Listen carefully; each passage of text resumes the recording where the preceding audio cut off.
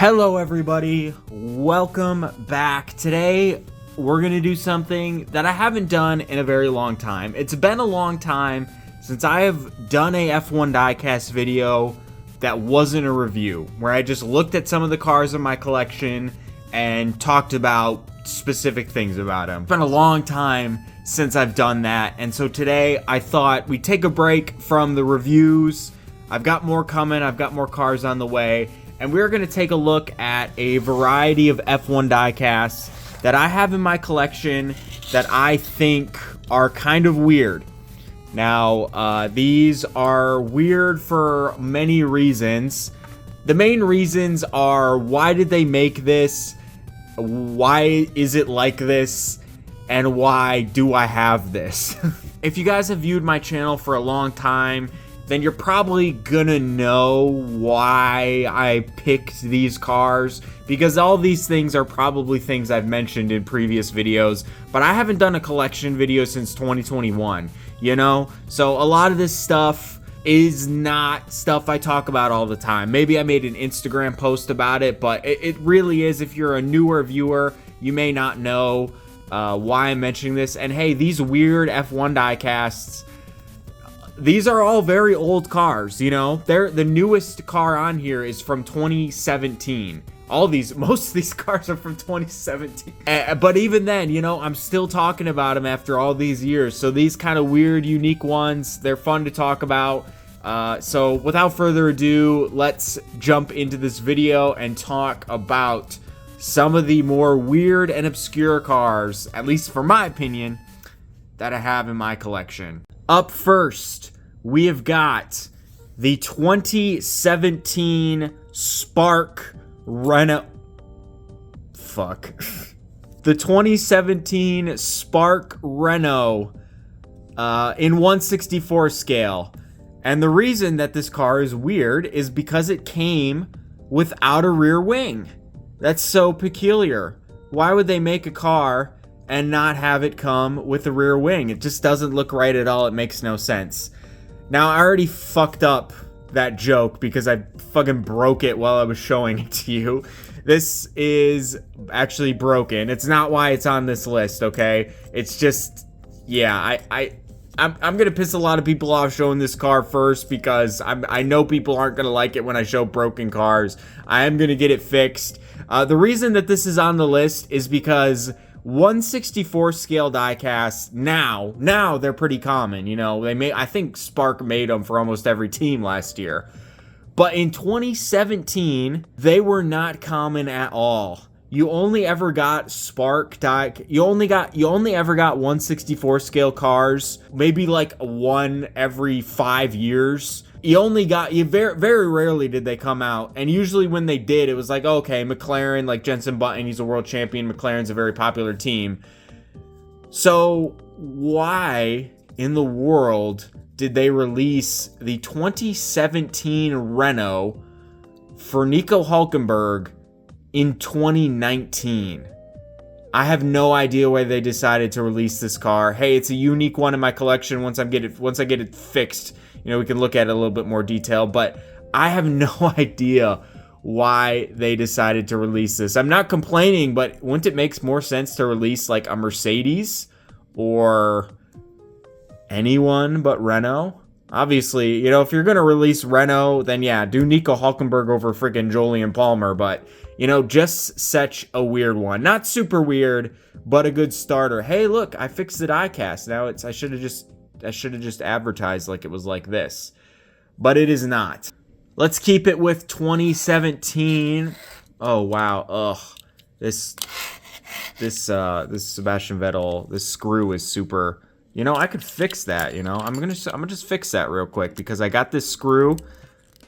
Maybe I can't. I got this screwdriver when we built that Max Verstappen Bburago car. Oh my gosh, I kind of did. It's actually pretty good. Okay, awesome. Okay, this car is off the list now because that was the only thing weird about it, was that the screw was loose. Okay, obviously not really. Okay, so the 2017 Bburago cars. 2017 for Bburago was a very, very different era. They only released Ferrari and Red Bull in 2017. And these cars, I don't know what happened with these things. They must have been on a budget. It wasn't like the Bburago of today. These things are like shrinky dinks, all right? So let's compare it real quickly to a 2017, another 2017 car. And it is tiny. It is not proportionally correct at all. And it just looks very weird. It just looks squashed. The 2017 cars are supposed to be bigger than the previous iteration of F1 cars. The wheels are supposed to be bigger. And for some reason, they built this car on the proportions of the 2016 Bburago cars, which I think are also not fully proportionally correct, but they're at least more accurate compared to some of the bigger big name model brands. But yeah, for some reason, I don't know if they were on a budget or just didn't have time to build new molds. I mean, I think they built new molds for these. It's not the same molding or anything from the 2016 car. But yeah, for some reason, they, just for this year only, built the 2017 cars to the proportions of the 2016 cars. And yeah, so this is very, very strange. And they never did it again because in 2018, here's the 2017. Remember Kimi Räikkönen? Miss that guy? Yeah, so in 2018, they fixed it. The 2018 Bburago diecasts are proportionally correct, and they stack up nicely against the other 2018 cars. Here is the 2018 Alfa Romeo Sauber, and you can see that these cars are exactly the same size, almost exactly the same size. So I don't know if it was just a budget thing or a timing issue. Like I've said already, Bburago, F1, I mean F1 in general, the fan base, not the fan base, but the popularity was so different in 2017. You know, maybe they just didn't get a big enough budget, but yeah. These 2017 cars kind of remain the only ones that are in my collection that are just flat out inaccurate. And I think that's a testament to how good Bburago have been, that after all these years, these are kind of the last ones that looked like shit. I've seen pictures of kind of like the 2013 Bburagos and stuff, and I don't think they look that great. So 2018 was kind of a turning point. And hey, like I said earlier in the video, even though these cars are not accurate, I'm still talking about them, you know, all these years later. 2017 was a long time ago. So, yeah, definitely a weird footnote on my collection. But yeah, these are the only cars that I would deem as inaccurate. Let's knock out 2017 because I've got some other years I would like to talk about. This is a car that I just recently made a YouTube short about it. I think I've talked about it on Instagram. I know I've mentioned this in collection videos. This is a Toro Rosso. This is from Taiwan. This is the Red Bull Adventure Series Toro Rosso, only released in Taiwan in 7-Eleven gas station stores.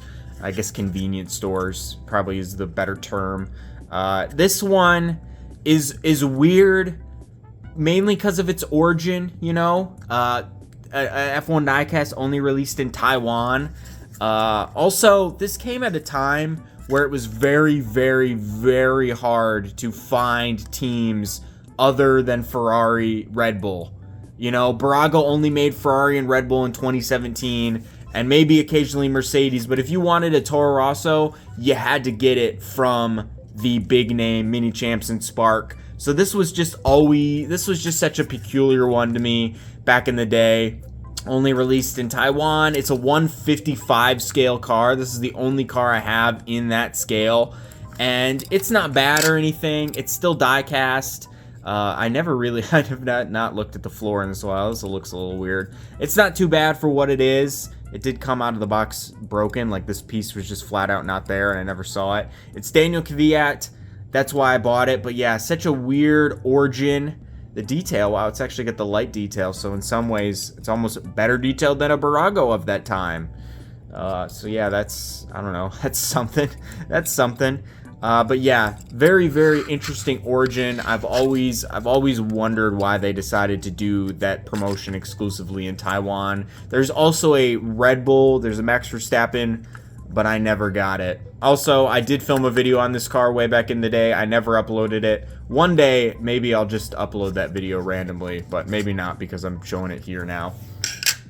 We have got 2 more cars to go, and I'm going to start with one that isn't really weird.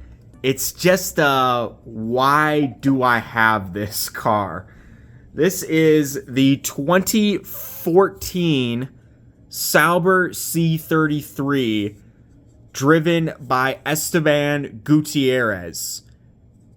And this is a car that I don't particularly like the livery for. It's not terrible, I guess, but there are plenty of better Sauber liveries, I'll say. There are plenty better liveries just in general. So the livery's not great. It's a very random driver. Esteban Gutierrez only had 3 seasons in F1 and only scored points, I think, once, and it was in 2013, also driving for Sauber. You know, I mean, also it's a 2014 car, so it's got the nose. That maybe, you know, the less we say about this nose, the better. I mean, it looks like a dick. I mean, we can say it. You know, we're all adults here. That's what it looks like, you know. And this is a car. I know why I own this car. I only own this car because back in the day, I didn't know how to find F1 diecast. So I basically would only buy whatever came up when I searched F1 diecast on Amazon.com. And this one showed up. And I don't have any particular attachment to this car in any other way. Some people might say, oh, well, you've got the Marussia and you've got the Manor. Those were pretty bad cars too. I know, but I liked Marussia. I liked Manor. I liked those teams. Sauber, 2014 Sauber, I think one of the worst cars on the grid. And it's got no sponsors too. I mean, I know the Marussia's got no sponsors, but yeah, this is a completely random, why do I own this car? I forget about it frequently. I didn't watch F1 in 2014. Just a random one. I did mention I was watching my collection video from 2021, and I did mention in that video that maybe one day I'd sell this car. Probably not, because it's probably rare now, but yeah, just a weird one. I don't always remember I have this one, and it just marks. Hey, it's the first Spark diecast I ever got, so that's worth mentioning. It's the first Spark diecast I ever got in my collection. Also, it's on this weird beige white colored base. I have no other Spark diecasts that are on this colored base. It's wood. I think it's still wood, but it feels a lot different than the ones in the bases of today. I don't know. Just a weird, random one. I figured I'd show it off because I haven't shown this car in quite some time. And now the grand finale for this video, the car that inspired me to make this video, because it's been a long time since I would have done the review for this car. This is the Alfa Romeo Sauber Team Presentation Model from 2017. This is when they announced that it was going to be Alfa Romeo Sauber, at least they showed it off.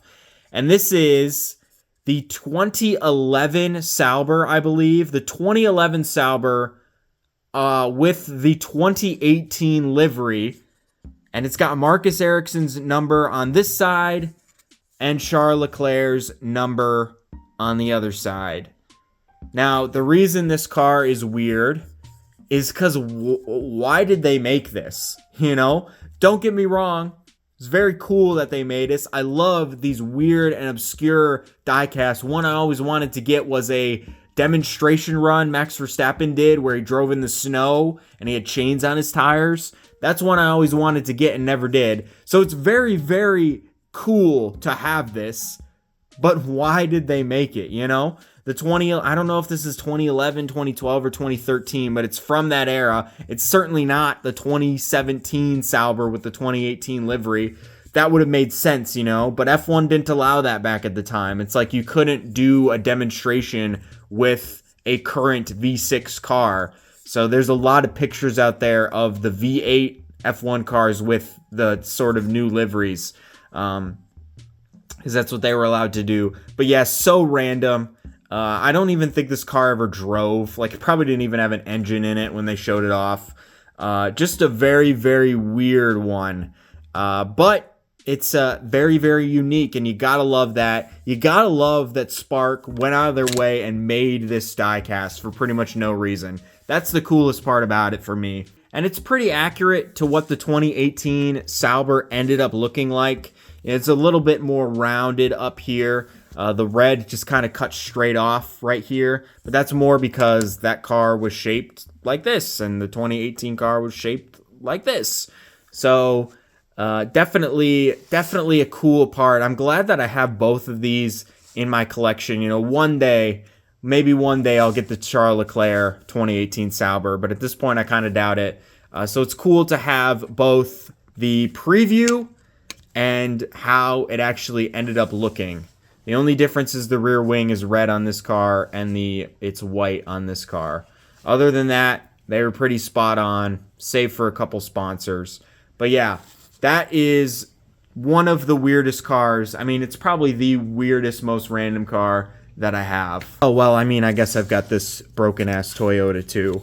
But I've already shown one broken car in this video. Probably shouldn't show two. But that is going to do it for this video. It's fun to look at the weird and obscure cars that I have in my collection. I've been doing this for a pretty long time now, so it's always good to look back. It's always fun to look back at some of the stuff I don't see very much anymore. So, what would you guys like to see next, if anything, on this channel? Let me know in the comments below. Let me know what you think about these cars, and I will see you in the next video.